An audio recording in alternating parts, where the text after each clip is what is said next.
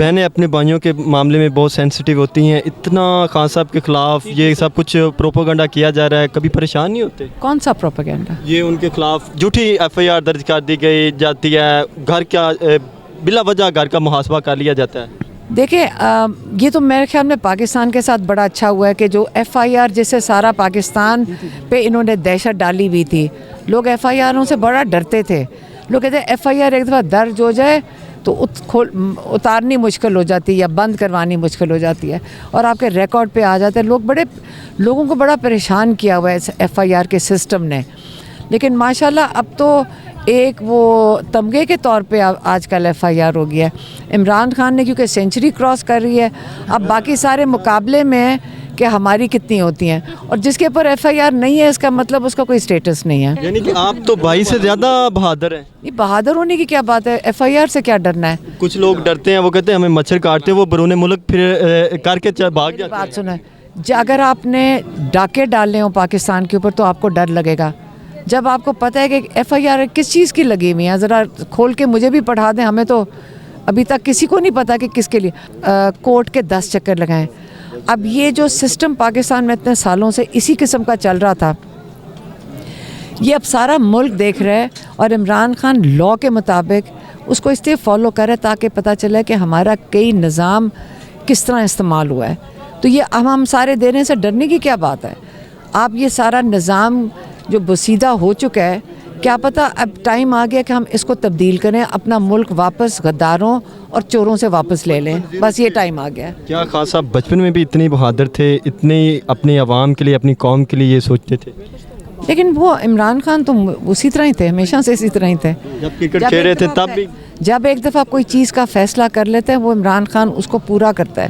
اگر اس نے فیصلہ کیا تھا میں نے کرکٹ کھیلنی ہے تو گرمی میں 6 گھنٹے اکیلا پریکٹس کرتے تھے، ہم بال کراتے تھے، وہ پریکٹس کرتا تھا۔ یعنی کہ آپ اپنے بھائی کے جو خواب ہیں ان کے ساتھ کھڑے رہے، ان کا پورا ساتھ دیا ہے۔ جب آپ سے بڑے ہونا اور آپ کو کہیں کہ دوپہر کو گرمی میں بیٹھ کے کھڑے ہو کے بال کراؤ تو ہمیں کرنا پڑتا تھا۔ اب کبھی خان صاحب کو یہ نہیں کہا کہ آپ ملک یہ چھوڑ دیں یا ہم یہاں سے چلے جائیں، یہ سب کچھ کیا جا رہا ہے، ان کے اوپر حملہ کر دیا گیا ہے، بہنیں بہت سینسٹیو ہوتی ہیں، لیکن آپ اس سے بھی زیادہ ان کے ساتھ کھڑے مقابلہ کر رہے ہیں، ان کو کہہ رہے ہیں کہ کھڑا رہنا، اسی ملک میں کھڑا رہنا ہے۔ کیوں ملک کیوں چھوڑ کے جانا؟ یہ میرا ملک نہیں چھوڑ کے جانا، لیکن یہ کہ کچھ تھوڑا سا صرف یہ بتائیں، یہ آپ کو یہ جو عادت ہوگی نا دیکھ کے کہ لوگ جب جیسی کچھ ہوتا ہے تو سارے جہاز پکڑ کے ملک چھوڑ کے چلتے ہیں، دنیا میں کہیں ایسے نہیں ہوتا۔ ہمارا ملک ہے، ہم کیوں چھوڑ کے جائیں گے؟ عمران خان ہم نے اپنا ملک چھوڑ کے کیوں جانا؟ یہ ہمارا ملک ہے۔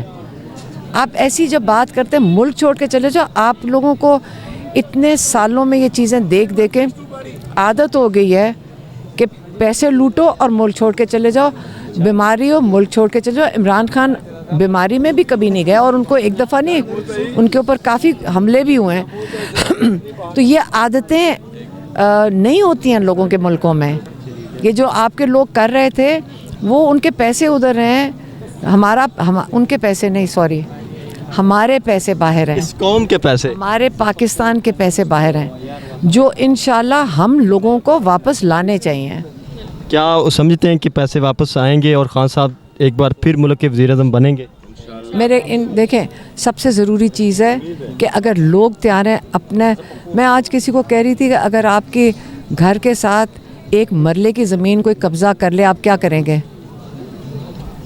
قبضہ چھڑانے تک اپنی جان کی بازی بھی لوگ لگاتے ہیں۔ پھر تو آپ کا ملک قیمتی نہیں ہے، اس کے لیے ہمیں بازی نہیں لگانی چاہیے، ہمیں رک کے ہمارے پاکستان کے پیسے ہیں وہ بھی واپس آنے چاہیے۔ ہمارے پاکستان کی زمین جو توڑنا چاہ رہے ہیں، اس ملک کے ٹکڑے کرنا چاہ رہے ہیں، وہ بھی ہماری ذمہ داری ہے کہ اپنی زمین خود بچائیں۔